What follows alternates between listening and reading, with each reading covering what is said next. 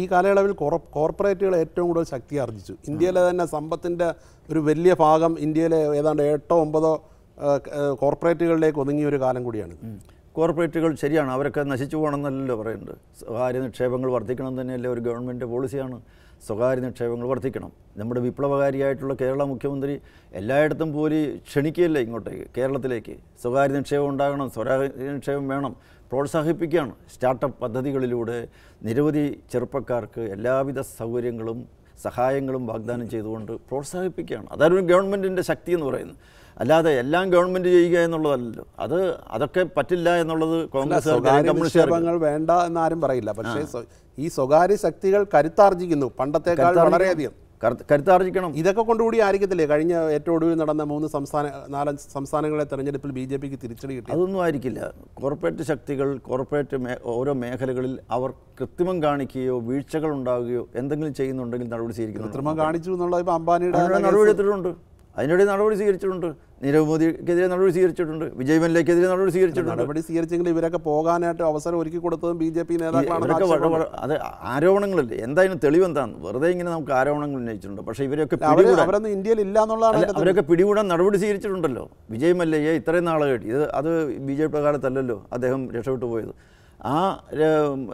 അദ്ദേഹത്തിന് ഇത്രയധികം കടബാധ്യതകളും കാര്യങ്ങളും എല്ലാം ഉണ്ടായത് ഈ ഭരിച്ചുകൊണ്ടിരുന്നവർക്ക് നന്നായിട്ട് ഇതിനു മുമ്പ് അറിയാവുന്നതായിരുന്നു. അവർ ഇത് വേണ്ടത്ര സൗകര്യങ്ങൾ ചെയ്തു കൊടുത്ത്, സഹായങ്ങൾ ചെയ്തു കൊടുത്ത് അദ്ദേഹത്തിന് എല്ലാ കൃത്യവും കാണിക്കാനുള്ള അവസരം ഉണ്ടായിക്കൊടുത്തു. അദ്ദേഹം വെളിയിൽ പോയി കഴിഞ്ഞപ്പോൾ അവിടെ അറസ്റ്റ് ചെയ്ത് കൊണ്ടുവരാനുള്ള ശക്തമായ നടപടി സ്വീകരിച്ചത് ഈ ഗവൺമെൻറ്റാണ്. നീരവ് മോഡിക്കെതിരെയും അതെ, ഇവരെല്ലാവരെയും പിടികൂടും, ഈ ഭാരതത്തിൽ കൊണ്ടുവരും, വിചാരണ ചെയ്യും, അവർ ചെയ്ത കുറ്റത്തിന് ശിക്ഷ വാങ്ങിക്കുകയും ചെയ്യും.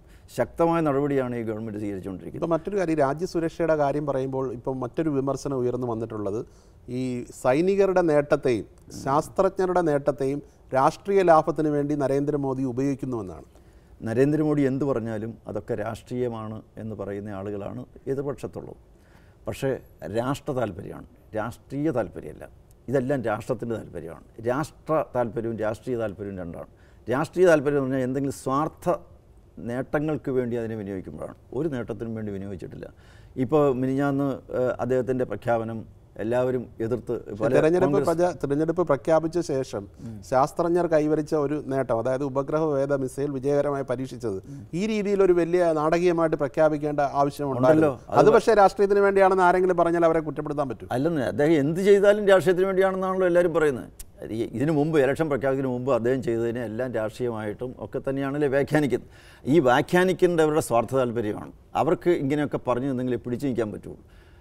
രാഷ്ട്രത്തിന് വേണ്ടി ചെയ്തിരിക്കുന്ന കാര്യങ്ങൾ അദ്ദേഹം വ്യക്തിപരമായ എന്തെങ്കിലും നേട്ടമാണെന്നല്ല പറഞ്ഞ്. ശാസ്ത്രജ്ഞരെയാണ് അദ്ദേഹം അഭിനന്ദിച്ചത്, DRDO ആണ് അദ്ദേഹം അഭിനന്ദിച്ചത്, ആ സ്ഥാപനത്തെയാണ് അദ്ദേഹം അഭിനന്ദിച്ചത്. അവർ കൈവരിച്ച നേട്ടമാണ്.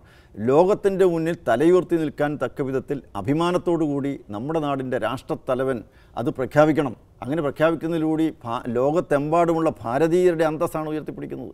ഈ ഭാരതത്തിൻ്റെ ശാസ്ത്ര പാരമ്പര്യത്തെയും കഴിവിനെയുമാണ് അദ്ദേഹം ഉയർത്തിപ്പിടിക്കുന്നത്. അതിലെന്താ തെറ്റ്? അല്ല, ഈ ഉപഗ്രഹവേദ മിസൈൽ വിജയകരമായി പരീക്ഷിച്ചത് നല്ല കാര്യമാണ്. പക്ഷേ അത് താങ്കളൊരു സമാധാന പ്രേമിയായ രാഷ്ട്രീയക്കാരനാണെന്നാണ് ഞാൻ വിശ്വസിക്കുന്നത്. പക്ഷേ ഇന്ത്യയുടെ ഒരു പതിവ് നയത്തിൽ നിന്നുള്ള ഒരു മാറ്റം കൂടിയായിരുന്നു. അതായത് ഇന്ത്യ പൊതുവെ പണ്ട് ചേരിചേരാ നയത്തിൽ വിശ്വസിക്കുകയും ഒരു സൗഹാർദ്ദതയുടെ പാത സ്വീകരിക്കുകയും ചെയ്ത ഇത് ഇന്ത്യ ഇപ്പോൾ ഒരു അറ്റാക്കിംഗ് മൂഡിലേക്ക്, അതായത് നമ്മൾ വന്നു കഴിഞ്ഞാൽ അടിച്ചിടും. ഇപ്പോൾ സത്യം പറഞ്ഞാൽ ഉപഗ്രഹവേദ മിസൈൽ ഉപയോഗിച്ച് ആരെ അടിച്ചിടാനുള്ള ഒരു സാഹചര്യം നിലവിലില്ല. അതാണോ പ്രധാനമായിട്ട് ഒരു വിഷയമായിട്ട്? പ്രതിരോധ ശക്തി ഒരു രാഷ്ട്രത്തിനുണ്ടാവുക എന്ന് പറയുന്നത് ഏതൊരു രാഷ്ട്രത്തിൻ്റെ അടിസ്ഥാനപരമായ ആവശ്യമാണ്. ഞാൻ എൻ്റെ ശാരീരികമായ ശേഷി ഞാൻ വർദ്ധിപ്പിക്കുന്നത് മറ്റൊരാളെ ആക്രമിക്കാനാണെന്ന് എന്തിനെ വ്യാഖ്യാനിക്കുന്നു? ഞാൻ ദിവസവും ജിമ്മിൽ പോകുന്നു, ഞാൻ യോഗാസനം ചെയ്യുന്നു. എനിക്ക് ഉണ്ടല്ലോ ഒരു രാഷ്ട്രത്തിൻ്റെ ശക്തി എന്ന് പറയുന്നത് എന്താണ്? ഒരു രാഷ്ട്രത്തിൻ്റെ പ്രതിരോധ ശക്തി എന്ന് പറയുന്ന ആ രാഷ്ട്രത്തിൻ്റെ തനിമയും വ്യക്തിത്വമാണ്, സ്വത്വമാണ്. ആ രാഷ്ട്രം സ്വയം പര്യാപ്തമായിട്ട് നിൽക്കുകയാണ്. ഏതൊരു രാഷ്ട്രവും അങ്ങനെ തന്നെയാണ്. അല്ല, ഇന്ത്യ ഇത്തരം കാര്യങ്ങളെല്ലാം പിന്തുണച്ചിരുന്ന അമേരിക്ക ഇതിനെ വളരെയധികം വിമർശിക്കുകയും മലിനീകരണത്തിന് വഴിതെളിക്കുകയുള്ളൊരു രാഷ്ട്രവും വിമർശിക്കാം. മറ്റൊരു രാഷ്ട്രം വളരുകയും വികസിക്കുകയും ചെയ്യുമ്പോൾ വേറൊരു രാഷ്ട്രത്തിന് അങ്ങനെ ഒരു നിലപാട് സ്വീകരിക്കാം. പക്ഷേ നമ്മൾ സ്വന്തം കാലിൽ ഉറച്ചു നിന്നുകൊണ്ട് കഴിവ് നേടുമ്പോഴും ശക്തി നേടുമ്പോഴുമാണ് നമുക്ക് നിലനിൽപ്പുണ്ടാകുക ഒരു രാഷ്ട്രത്തിന്. അല്ലെങ്കിൽ നമ്മൾ ദുർബലരാണെങ്കിൽ, നമുക്ക് യാതൊരു വിധത്തിലുള്ള സൈനികമായ ബലവും ഇല്ലെങ്കിൽ നമ്മളെപ്പോഴും മറ്റുള്ളവരുടെ ആക്രമണത്തിന് വിധേയമായിക്കൊണ്ടിരിക്കും. നമുക്ക് ആ കഴിവില്ലായിരുന്നുകൊണ്ടല്ലേ ഇവിടെ ബ്രിട്ടീഷുകാർ വന്നത്, മുഗളന്മാർ വന്നത്. നമുക്ക് ആ കഴിവുണ്ടായിരുന്നെങ്കിൽ ഇവരാരെങ്കിലും വരുമായിരുന്നു. അപ്പോൾ ഒരു രാഷ്ട്രം എന്നുള്ള നിലയ്ക്ക് അടിസ്ഥാനപരമായിട്ട് വേണ്ടത് ഈ ഒരു ബലം നേടിയെടുക്കുക, പ്രതിരോധ ശേഷി വർദ്ധിപ്പിക്കുക എന്നുള്ളതാണ്. മറ്റ് ആര് ആക്രമിച്ചാലും അതിനെ നേരിടാൻ തക്കമുള്ള കഴിവാണ്. മറ്റുള്ളവരെ ആക്രമിക്കാനുള്ള കഴിവല്ല, ഏത് തരത്തിലുള്ള ആക്രമണം എവിടെ നിന്നുണ്ടായാലും അതിനെ പ്രതിരോധിക്കാനുള്ള കഴിവ്. അതുകൊണ്ടാണ് പ്രതിരോധ വകുപ്പ് എന്നാണ് അതിൻ്റെ പേര്, അല്ലാതെ പ്രത്യാക്രമണ വകുപ്പ്. ഇത്രയും കാലം നമ്മൾ പ്രതിരോധിക്കാനുള്ള ഒരു മാർഗ്ഗം സ്വീകരിച്ചത്, ഇതിപ്പോൾ അറ്റാക്കിംഗ് മൂഡിലേക്ക് മാറി എന്നാണ് പറയുന്നത്. പ്രതിരോധിക്കാനുള്ള എല്ലാ കഴിവും അറ്റാക്ക് ചെയ്യാനുള്ളതാണ്, അത് വെറുതെ സൂക്ഷിച്ചു വെക്കാനുള്ളതല്ല. ഇങ്ങോട്ടേക്ക് എന്തെങ്കിലും ആക്രമണം ഉണ്ടാകുമ്പോൾ പ്രത്യാക്രമണം നടത്താനുള്ളതാണ് ഈ കഴിവ്. നമുക്ക് തോക്ക്, ഞാൻ ചോദിച്ചോട്ടെ, ഇങ്ങനെ ഇതിനു മുമ്പുണ്ടായി സംഭരിച്ചത് മുഴുവൻ എന്തിനു വേണ്ടിയായിരുന്നു? ഇതിനു മുമ്പുണ്ടായിരുന്ന സർക്കാർ ഈ ആയുധങ്ങൾ മുഴുവൻ വാങ്ങിച്ചു. നമുക്ക് നമ്മൾ സമാധാനകാംക്ഷികളാണ്, ഈ പട്ടാളക്കാരെ മുഴുവൻ അവരുടെ വീട്ടിലേക്ക് പറഞ്ഞു വിട്ട് എങ്ങനെ വിടാൻ പറ്റുമോ? അങ്ങനെ ഒരു നടപടി സ്വീകരിക്കാൻ പറ്റുമോ? ആരായിരുന്നാലും സ്വയം പ്രതിരോധിക്കാനുള്ള ശേഷി വേണം, കഴിവ് വേണം. അത് അവരുടെ മോദി ചെയ്യുന്നത് അവരുടെ സ്വാതന്ത്ര്യത്തിൻ്റെ ഭാഗമാണ്. ഇവിടെ ഒരു രാഷ്ട്രത്തിൻ്റെ അങ്ങോട്ട് കയറി ആക്രമിച്ചിട്ടില്ലല്ലോ. ഭാരതം അങ്ങനെ ചെയ്തിട്ടുണ്ടോ? പക്ഷേ ഭാരതത്തിന് സ്വന്തം കാലിൽ നിൽക്കാനുള്ള ശേഷി, കഴിവ്, പ്രതിരോധ ശേഷി ഉണ്ടാകണം. എങ്കിലേ നമ്മളെ ബാക്കിയുള്ളവർ ബഹുമാനിക്കുകയുള്ളൂ, ബാക്കിയുള്ളവർ ആക്രമിക്കാതിരിക്കുകയുള്ളൂ. ഇപ്പോൾ കേരള രാഷ്ട്രീയത്തിലേക്ക് വന്ന താങ്കൾ പറഞ്ഞ പോലെ ഒന്നിലധികം പ്രചരണ വിഷയങ്ങളുണ്ട്. ഒന്ന് രാജ്യസുരക്ഷയാണ്, മറ്റുള്ളത് ഏതൊക്കെയാണ്? സുരക്ഷ എന്ന പോയിന്റിലാണ് ഞാൻ രാഷ്ട്ര സുരക്ഷ പറഞ്ഞത്. സുരക്ഷ വേറെ എല്ലാ കാര്യങ്ങളിലും ഉണ്ടാവണം. നമ്മുടെ ലോ ആൻഡ് ഓർഡർ പ്രോബ്ലം, നമ്മുടെ ജീവനും സ്വത്തിനും സുരക്ഷ വേണം. ഇവിടെ എത്ര ആക്രമണം, ഈ തിരുവനന്തപുരം പ്രദേശത്തെ എടുത്ത് നോക്കിക്കഴിഞ്ഞാൽ എന്ത് കൊലപാതകങ്ങൾ, അക്രമങ്ങൾ. ഈ വെളിയിലിറങ്ങി നടക്കാൻ പറ്റുമോ ഒരു സന്ധ്യ കഴിഞ്ഞാൽ? ഒരു സ്ത്രീകൾക്ക് സ്വതന്ത്രമായിട്ട് നടക്കാൻ പറ്റുമോ? അക്രമങ്ങളല്ലേ ഇവിടെ നടക്കുന്നത്? ജീവനും സ്വത്തിനും സംരക്ഷണം വേണം. അതുപോലെ തന്നെ കുടിവെള്ളക്ഷാമം, ജലസുരക്ഷ ഉണ്ടോ നമ്മുടെ ഈ കേരളത്തിൽ? ഇവിടുത്തെ എന്തായത് നമ്മുടെ പാരിസ്ഥിതിക വിനാശം സംഭവിച്ച് നമ്മുടെ കാവും കുന്നും കുളവും എല്ലാം നഷ്ടപ്പെട്ട്, നീർത്തടങ്ങൾ നഷ്ടപ്പെട്ട് നമ്മളൊരു വലിയ പാരിസ്ഥിതിക വിനാശത്തിലേക്ക്, ദുരന്തത്തിലേക്കാണ് പോയിക്കൊണ്ടിരിക്കുന്നത്. ചൂട് വർദ്ധിച്ചുകൊണ്ടിരിക്കുകയാണ്. ഇന്നലെയും ഇന്നും ഒക്കെ ആയിട്ട് 2-3 ഡിഗ്രിയൊക്കെ കൂടുതലാണ് ചൂട്. എന്തുകൊണ്ട് ഇത് സംഭവിക്കുന്നു? ആരാണ് ഇതിൻ്റെ ഉത്തരവാദി? 2 ദിവസം അടുപ്പിച്ച് മഴ പെയ്താൽ ഇവിടെ വെള്ളപ്പൊക്കമാണ്, 2 ദിവസം അടുപ്പിച്ച് വെയിലുണ്ടായ കുടിവെള്ളക്ഷാമമാണ്. അപ്പോൾ ജലസുരക്ഷ എന്ന് പറയുന്നത്, ഭക്ഷ്യസുരക്ഷ, നമുക്ക് ആവശ്യമായിട്ടുള്ള അന്നം, വെള്ളം, മണ്ണ്, ഈ 3 കാര്യങ്ങളെ സംബന്ധിച്ചിടത്തോളം നമ്മൾ അധോഗതിയിലാണ്. ഒരു സത്യമല്ലേ? ഈ ഭരിക്കുന്നവരെന്താ ഇതൊക്കെ നോക്കാത്തത്? ഈ കേരളം ഭരിച്ചവരെന്ത് ചെയ്യുമായിരുന്നു? ഇപ്പം തന്നെ 2-3 ദിവസങ്ങൾക്ക് മുമ്പ് എന്താ ഗവൺമെൻറ് ഓർഡർ, ഭൂമി കൃഷിക്ക് വേണ്ടി കൊടുത്തിരിക്കുന്ന സർക്കാർ വക ഭൂമിയിൽ വേണേൽ ഖനനം ചെയ്യാനും അനുവാദം കൊടുക്കുകയാണ്. അപ്പോൾ ഇവിടുത്തെ ഈ പശ്ചിമഘട്ടവും ഈ പറയുന്ന എല്ലാം തുരന്നെടുത്ത് നമ്മുടെ നാട്ടിൽ വെള്ളപ്പൊക്കം, അതിൻ്റെ വിനാശം, ഈ കാലാവസ്ഥ വ്യതിയാനം കൊണ്ട്, ആഗോള താപനം കൊണ്ട് ഒക്കെ നമ്മൾ വലിയ ദുരന്തം. ഈ പരിസ്ഥിതിവാദം മുന്നോട്ട് വയ്ക്കുകയും അതിൻ്റെ മറവിൽ നിന്ന് മറ്റ് പരിസ്ഥിതിയെ എതിർക്കുന്നവരെ പിന്തുണയ്ക്കുകയുമാണോ ഈ സർക്കാർ ചെയ്യുന്നത്? ഈ സർക്കാർ തീർച്ചയായിട്ടും അതല്ലോ. ഇവിടുത്തെ ഈ നീർത്തട നെൽവയൽ സംരക്ഷണ നിയമത്തിൽ ഇളവ് വരുത്തിയില്ലേ? ഈ സർക്കാർ കൊണ്ടുവന്നാണ്. ഇപ്പോൾ ഈ പറയുന്ന ഖനനം നടത്താനുള്ള അനുമതി കൊടുക്കും. ഇവിടെ ഖനനം വേണ്ട എന്നുള്ള നിലയ്ക്കല്ല പറയുന്നത്. ഖനനത്തിന് ഒരു ലിമിറ്റേഷൻ അതിനെല്ലാം ഉണ്ട്. അടുത്ത തലമുറയ്ക്ക് ഇവിടെ ജീവിക്കണം. ഒരു സുസ്ഥിര വികസനമാണ് ആവശ്യം, ഒരു സസ്റ്റൈനബിൾ ഡെവലപ്മെൻറ്റാണ് ആവശ്യം. അത് ഈ തലമുറയ്ക്ക് ജീവിക്കാനുള്ളതല്ല നമ്മൾ വികസനം കൊണ്ട് ഉദ്ദേശിക്കുന്നു. അടുത്ത തലമുറയ്ക്കും ജീവിക്കണം. അപ്പോൾ അതിനനുസരിച്ച് ശാസ്ത്രീയമായിട്ടുള്ളൊരു നടപടിക്രമങ്ങളിലേക്ക് പോകണം. അതൊന്നും ചെയ്യുന്നില്ലല്ലോ. ഇവിടെ എല്ലാ നിയമങ്ങളും, നിലവിലുള്ള നിയമങ്ങളൊക്കെ ഭേദഗതി ചെയ്ത് നമ്മുടെ നാട് ഈ പ്രകൃതി വിഭവങ്ങളെ കൊള്ളയടിച്ചിട്ട് എങ്ങനെ ജീവിക്കും? ഇപ്പോൾ ഈ കാര്യങ്ങളെല്ലാം ഉയർത്തിപ്പിടിക്കുക. അന്നേരം ശബരിമല ഈ തെരഞ്ഞെടുപ്പിൽ ഒരു മുഖ്യ പ്രചരണ വിഷയമാണോ? തീർച്ചയായിട്ടും അതല്ലോ. ശബരിമല BJP സംസ്ഥാന പ്രസിഡന്റ് പറയുന്ന മുഖ്യ വിഷയം അല്ലെന്നാണ്. അദ്ദേഹം തന്നെയാണ് നേരത്തെ പറഞ്ഞത്, ഒരു സുവർണ അവസരം വീണ് കിട്ടിയിരിക്കുകയാണ് ശബരിമല. അദ്ദേഹം ഇപ്പോൾ പറയുന്നു ശബരിമല ഒരു മുഖ്യ പ്രചരണ വിഷയമല്ല, മോദി വീണ്ടും വരണം എന്ന മുദ്രാവാക്യമാണ് മുന്നോട്ട് വയ്ക്കുന്നത്. തീർച്ചയായിട്ടും അതല്ലോ. ഇതൊരു ദേശീയ തെരഞ്ഞെടുപ്പാണ്. ദേശീയ തെരഞ്ഞെടുപ്പിൽ നമ്മുടെ മുദ്രാവാക്യം ഒരു ദേശീയ തലത്തിൽ എന്തുണ്ടാകണം എന്നുള്ളതാണ്. ദേശീയ രാഷ്ട്രീയമാണ് ചർച്ച ചെയ്യപ്പെടുന്നത്. ശരിയാണ്, മുഖ്യ വിഷയങ്ങളിൽ ഒന്നാണ്. മുഖ്യ വിഷയം ഒന്നല്ല, പല വിഷയങ്ങളും മുഖ്യ വിഷയം. ശബരിമലയുണ്ട്, തീർച്ചയായിട്ടും. ശബരിമല എന്ന് പറയുന്ന ഒരു ക്ഷേത്രത്തിൻ്റെ വിഷയമല്ല, അതൊരു ആരാധനാ സ്വാതന്ത്ര്യത്തിൻ്റെ വിഷയമാണ്, ആചാര സംരക്ഷണത്തിൻ്റെ വിഷയമാണ്. ഇന്നത് ശബരിമലയിലായിരിക്കാം, നാളെ അത് മലയാറ്റുപള്ളിയിലും വന്നുകൂടുന്നില്ല, ഭീമാപ്പള്ളി വന്നുകൂടുന്നില്ല, ഏത് ആരാധനാലയങ്ങളും ഉണ്ടാകാം. ഒരു മതേതര സർക്കാർ ഒരു മതസ്ഥാപനത്തിൻ്റെ ദൈനംദിന കാര്യങ്ങളിലും ആചാരങ്ങളിലും ഇടപെടുന്നു എന്ന അപകടകരമായ ഒരു വസ്തുതയെ ചൂണ്ടിക്കാണിക്കുകയാണ്. ആ വസ്തുതയാണ് എതിർക്കുന്നത്, ആ ഒരു യാഥാർത്ഥ്യത്തെയാണ് ചൂണ്ടിക്കാണിക്കുന്നത്.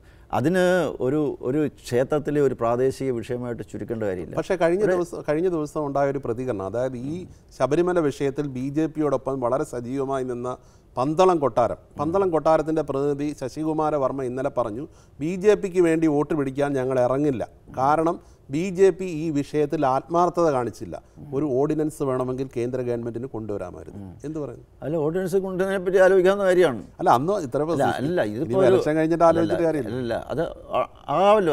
അല്ല, അത് പുതിയ ഗവൺമെന്റ് അതാര് വന്നാലും. അല്ല, ഈ കേസ് സംബന്ധിച്ച് സുപ്രീം കോടതിയിൽ കേസ് നടന്നുകൊണ്ടിരിക്കുന്ന കാര്യമാണ്. റിവ്യൂ ഹർജി പരിഗണനയിരിക്കുകയാണ്. കോടതി വിധി എന്ത് വരട്ടെ, ആ കോടതിയിലും കേന്ദ്ര ഗവൺമെൻറ് അഭിപ്രായം പറയും. ആ കോടതി വിധി വന്നതിന് ശേഷം വിധി ഈ ഇവിടുത്തെ ഭക്തജനങ്ങൾക്കെതിരാണെങ്കിൽ കേന്ദ്ര സർക്കാരിനോട് സ്വീകരിക്കണം. NSS ആവശ്യപ്പെട്ടിരിക്കുന്നത് അങ്ങനെയാണ്. പക്ഷേ അക്കാര്യത്തിൽ കുറച്ചുകൂടി ഒരു ശുഷ്കാന്തി BJP-യിൽ നിന്ന് ഇവരെല്ലാം പ്രതീക്ഷിച്ചിരുന്നിരിക്കാം. ഇല്ല, അദ്ദേഹം അങ്ങനെ പറയും, BJP-ക്ക് വേണ്ടി പ്രവർത്തിക്കില്ല. ഒരു രാഷ്ട്രീയ പാർട്ടിക്കും അവർ പ്രവർത്തിക്കാറില്ല. പക്ഷേ ഈ സമരത്തിൽ വളരെയധികം BJP ഒന്നും ചെയ്തില്ല എന്നൊന്നും അവർ BJP അങ്ങനെ ഒന്നും ചെയ്തില്ല എന്നൊന്നും അദ്ദേഹം BJP ആത്മാർത്ഥത കാട്ടിയില്ല ഇല്ല എന്ന് പറയുമെന്ന് എനിക്ക് തോന്നുന്നില്ല. കാരണം അല്ലെ, ഞാനത് കണ്ടില്ല. പക്ഷേ നിങ്ങൾ തമ്മിൽ സംസാരിച്ചിരുന്ന അങ്ങനെ ഒരു പ്രശ്നം ഉള്ളതായിട്ട് എനിക്ക് ഇന്നേ വരെ തോന്നിയിട്ടില്ല. ഞാനും അദ്ദേഹമൊക്കെ ആയിട്ട് വളരെയധികം അങ്ങേയറ്റത്തെ ഹൃദയബന്ധമുള്ളവരും വളരെ വർഷക്കാലമായിട്ട് അടുത്ത് പെരുമാറിയിട്ടുള്ളവരാണ്. ഇന്നേ വരെ അങ്ങനെ ഒരു അഭിപ്രായം അദ്ദേഹം ഇക്കാര്യത്തിൽ പാർട്ടി സംസ്ഥാന പ്രസിഡന്റിന് എന്തോ വ്യത്യസ്ത അഭിപ്രായം ഉണ്ടെന്നുള്ളൊരു തെറ്റിദ്ധാരണ പാർട്ടി പ്രവർത്തകർക്കിടയിൽ ഉണ്ടാകാൻ ഇടയായിട്ടില്ല. അപ്പോൾ പറഞ്ഞത് തന്നെ തെറ്റിദ്ധാരണ എന്നാണ്. തെറ്റിദ്ധാരണയ്ക്ക് നമുക്കിപ്പോൾ എന്ത് ചെയ്യാം? പാർട്ടി പ്രവർത്തകർക്കിടയിൽ പാർട്ടി പ്രസിഡന്റ് ഒരു അഭിപ്രായം പറയുന്നു, കെ സുരേന്ദ്രൻ വേറൊരു അഭിപ്രായം പറയുന്നു. പാർട്ടി പ്രവർത്തകർ അതിന് ആശയക്കുഴപ്പത്തിലാവുന്നതായിട്ട് ഒരു അഭിപ്രായം പറഞ്ഞിട്ടില്ല. അദ്ദേഹത്തിൻ്റെ നേതൃത്വത്തിൽ തന്നെയാണ് സെക്രട്ടേറിയറ്റ് പടിക്കൽ ഈ ഉപവാസവും സമരങ്ങളൊക്കെ നീണ്ടു നടത്തിയത്.